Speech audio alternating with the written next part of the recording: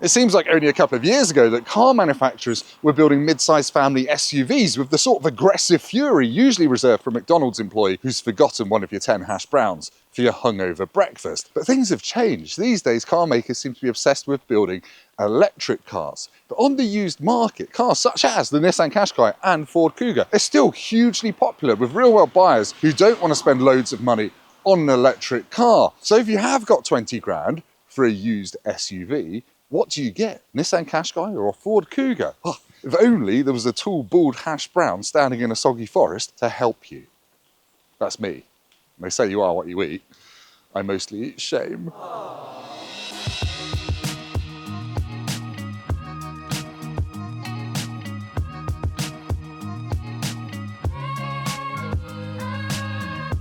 Now, before we get stuck into our smorgasbord of mid-sized family SUVs, let's talk about the cars. This is a mid-spec N-connector Qashqai. This one is 2 years old, has got 32,000 miles on the clock. It's 18 grand. The Ford Kuga over here is actually a year older than the Qashqai, but because it's a top-spec ST Line X edition, it's 4 grand more than the Qashqai still, but it's only got 9,500 miles on it. Now, both these cars have had facelifts this year in 2024. These are obviously the old versions. That's how it works here, because it's a used car channel. I get a few comments saying, why are you filming the old ones? Because we sell the old, I just like to review old cars. Now let's talk about looks and styling a little bit. This Qashqai is on 18-inch wheels, being an N-connector model. The entry-level version comes on 17s. And if you get the top-spec Tecna Plus, that's on 20-inch wheels. But this is actually the sweet spot because the ride gets worse. The suspension gets firmer, basically. As you go up the range, you'll feel more bumps in your bum if you spend more money, which just feels wrong, really, doesn't it? And it also sounds wrong, but we'll gloss over that. Now, you get LED headlights on all models, and I think it still looks quite sharp. As I said, this was facelifted this year and the grille was changed to look more like samurai armor. Otherwise, it's still quite a sharp looking thing. Let's check out the Ford. Now, over on the Kuga side, we've got slightly bigger wheels than on that Qashqai. It's got 19s on it, being an ST Line X edition. They don't actually go much bigger though. LED headlights, much the same. Blacked out grille, because this is an ST Line model again. I actually think this looks a little bit more sporty and a little bit less, appliancey than the Qashqai. And again, the facelift of this car, it came out in 2024, makes it look way more aggressive. Gets a bit lower, it's sharper headlights, they're narrower, and the Ford badge comes down here, and you get a light bar across the front on some models. Quite a significant facelift, but actually I like this one a bit more because it looks like an Aston Martin. If you go like this and hurt yourself a bit. Can't see now. Right, I'm sitting in the Ford Kuga's interior first to show you what it looks like, and actually, to be honest, it looks a bit outdated now. The facelift of this car gives it a big tablet-style 13-inch infotainment system with wireless CarPlay and Android Auto. This is the old car. It's got the diddly little 8-inch thing, which actually is really slow to respond and feels pretty ancient, I'll be honest. It has got CarPlay and Android Auto, but you have to plug in to use it. Otherwise, you can just use Bluetooth to stream your music to it. But it just looks and feels quite old and a bit stuck on the dashboard. I have got a digital dash. This was one of the first Fords to get a digital dashboard, and it's okay. You've got physical climate controls, which is good. It's a bit of a button fest, but I'd rather that than being buried in the menus, which is what Ford has done on the new Kuga. I've got wireless charging mat, 2 USB-A's and a 12-volt. Now, as a family car, it is quite good because it's got lots of storage places for sunglasses. The glove box is quite big. The door bins are quite big, and you've got a big well here where cameraman Ollie is storing his protein milkshakes. He has to still go to the gym so his girlfriend doesn't leave him, but that's understandable. We've got place down here for my phone. It's actually okay, but it is a bit plastic fantastic. Being an ST Line Edition X, I've got some red stitching and stuff, but actually it has got everything you need and nothing you really don't. In some ways, there is a bit of a step back in the updated Kuga because, as I said, climate controls have been buried in menus, but let's check out the Nissan, see how that compares. We're in the Qashqai, and I have to say it is initially more impressive than the Kuga's cabin, mostly because you've got a much bigger 13-inch infotainment system. Entry-level models get an 8-inch version, but since the facelift, everything gets this big one. And the graphics are okay. It's a bit kind of low res in places and a bit slow to respond, and the built-in sat-nav isn't that good, but it's got built-in wireless CarPlay. It's got Android Auto. I think you have to plug in for that. And once you've got CarPlay up and running, it's really impressive. It's really nice. It's got a big digital dashboard as well. Again, the graphics are a bit slow to react and things like that when you're changing between menus, but it's nice that it's there. Physical climate controls. I like that I've got quite a few big shortcut buttons up here, including one for the rather brilliant 360-degree around view camera that you get on this end connector model. But otherwise, it's about as good as the Kuga. It's just nice and easy. I've not got a wireless charger, but I have got USB-A and a USB-C in here and a 12 volt there.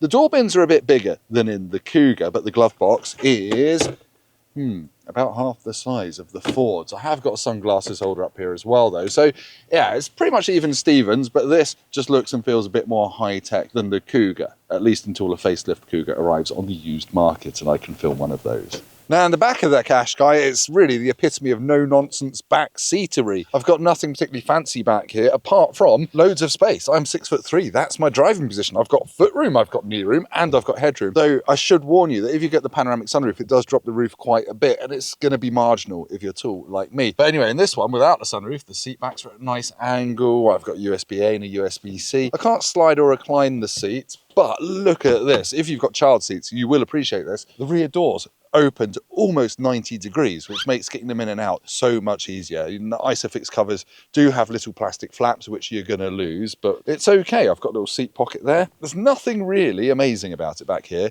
but it is just comfortable, spacious, and that is really helpful if you've got kids. Now, initial impressions when you open the door in the Kuga is that it's just more inaccessible back here, but once you've squeezed yourself through that smaller door opening, it's actually a roomier cabin back here than in the Qashqai. I've got more knee room, foot room, and headroom, and there's less of a central tunnel, so your middle seat passenger is going to have a bit more room as well than in the Nissan. Now, I've still got USB-A and a USB-C, and again, because this is a top spec car, I've got heated outer rear seats in this one, but despite being top spec, I've got this hard plastic on the door. That mid-spec Qashqai has got leather and a bit of stitching here, so it does feel posher in the back of the Qashqai. But the Kuga's got a bit of a party trick. The seats go forward, they go back, and they recline as well. So yeah, the only real use for that is if you've got to fit some big stuff in the boot and you're not carrying rear seat passengers, but you can't be bothered to fold them down, you can do this.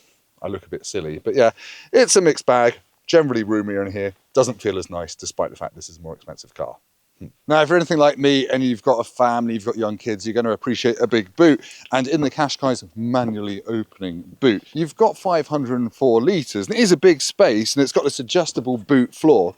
So you can put that up there, and then you've got no load lip. So you can slide stuff in and out, or you can use it as a little separator divider thing and seamlessly put stuff there so your shopping doesn't rattle around. It's okay. It's not quite as wide an opening as the Ford though. But if you buy the Qashqai's, the e-Power hybrid, your boot space doesn't actually change. You still get 504 litres. Now, over on the Ford, you get an electric opening boot on this ST Line X edition. Now, Ford says this is 412 litres, but I don't know how they're measuring it because it is definitely a bit bigger than the Nissan's boot. It's a wider, squarer opening, it goes deeper, and as we've already mentioned, you can slide the back seats forwards to give yourself a bit of extra space. Now, there is a big hole under here as well where your spare wheel would normally go, but because that's an option that we can only dream of these days, getting a spare wheel rather than tyre gunk that's absolutely useless, that will leave you stranded at the side of the road, you get a bit of extra underfloor storage there. We've also got levers for folding the rear seats down, got a 12 volt socket. That is the squarer and more useful boot for carrying all your family stuff.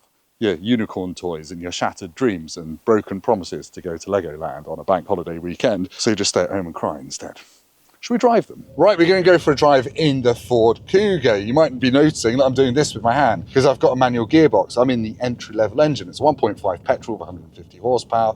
It's actually quite enjoyable to drive, and the gear shift is nice. It's really satisfying. The gear knob almost feels like it's out for Fiesta ST. But yeah, this is a really nice car to drive. The handling of the Kuga, it sounds like a bit of a cliche, but Ford of this era knew what they were doing when they were setting cars up. So the steering's nice and quick, and you end up driving it a bit quicker than you should down twisty country lanes. And I don't predict the Qashqai is going to give me that same joie de vivre. But in terms of actually driving it, the visibility out is okay. The mirrors are big. Annoyingly, the rear corner's got quite thick pillars, but that's standard. And this particular one has been afflicted by the Ford Kuga's curse, which I forgot to mention earlier. Yes, the parcel shelf. It's a bit of fabric that always falls down and blocks your view out the back when you fill your boot up, which is a bit annoying. I know that because I used to drive one of these as a company car. I had the other entry-level engine, the 1.5 diesel. That can get 50 mpg, whereas this petrol will do more like 40. And then you've got a more powerful diesel option with 190 horsepower, but that gives you four-wheel drive and it's better for towing. Or there's a full hybrid or a plug-in hybrid. They're both four-wheel drive. They both use 2.5 litre petrol engines, and they're quite efficient as well. Although the plug-in hybrid's a bit old and can only do about 30 miles on a charge. But this one, when you get to a country road, it's just really good fun to rev out and chuck into corners in a way that very few other family SUVs are. It's got some charm about it. I do like this to drive. All the cliches are true. Ford did make a really good to drive SUV. It's refined at motorway speeds as well. I've done big family holidays in these and they're decent. Right, time to take the Qashqai for a spin. This is, again, the entry-level engine. 1.3 petrol with 140 horsepower. There is the same engine with 160 horsepower, but in the real world, you don't really notice much of a difference. You just get slightly worse fuel economy. 0 to 60 time of this one is just over 10 seconds, so it's a bit slower than the Kuga. And the whole car just feels a bit less sporty from the way it accelerates, the way it handles. It's just set up for comfort, and around town, it is noticeably more comfortable than the Kuga, but yeah, the Kuga won't annoy you. It's when you get to a twisty road, this goes down a twisty road perfectly well at 60 miles an hour, but it's somehow just not as fun as the Kuga. It doesn't really feel like it wants to be going at 60 miles an hour around a corner, whereas the Kuga's like, is that all you've got? Now, it's easy to drive. The visibility out is about the same as the Kuga. Still got big blind spots at the back corners, but the mirrors are bigger. And at a motorway, this is slightly more refined. Again, thanks to those smaller wheels. Nothing exciting about a Qashqai. It's about as efficient as the Kuga as well, getting about 40 mpg. I don't know, it's just a bit more relaxing. Puts me in a more relaxed state of mind, which when you've got two screaming kids in the back, as I usually do, is quite a good thing. I should point out that there are no diesels in the Qashqai lineup. There is a hybrid version called the e-Power. That does use a petrol engine, but that doesn't drive the wheels. It's a generator for batteries. So a motor is always driving the wheels, but you fill it up with petrol, so you're never worried about the range or anything like that. Anyway, let's head back to the lay-by of justice and deliver our final conclusion on the question no one's been asking, Kuga versus Qashqai.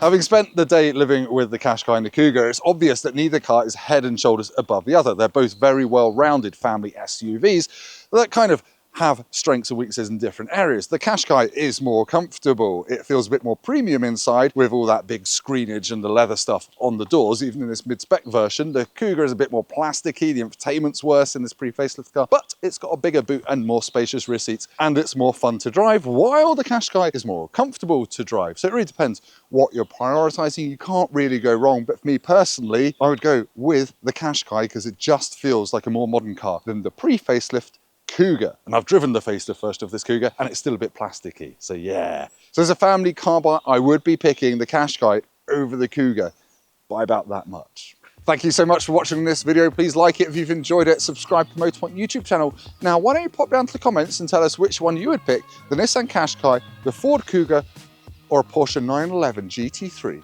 RS? Important questions being answered here at Motorpoint.